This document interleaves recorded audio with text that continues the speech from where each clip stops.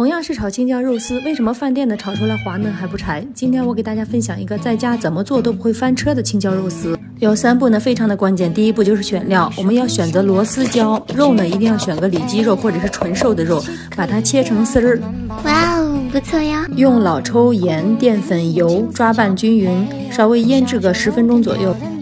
第二步呢，我们来调一个料汁儿，料汁儿里面呢放上水淀粉、1勺生抽、盐、白糖、鸡精、蚝油，给它搅拌均匀备用。第3步呢，就是肉丝一定要爆炒15秒钟，把肉丝盛出，锅里留底油呢，炒香葱姜蒜末跟青椒断生，把肉丝倒进去，再浇上料汁儿，翻。还有1只喵，咕噜咕噜咕噜咕噜喵喵喵。1只喵，还有1只喵，我想做你想要的那只大猫。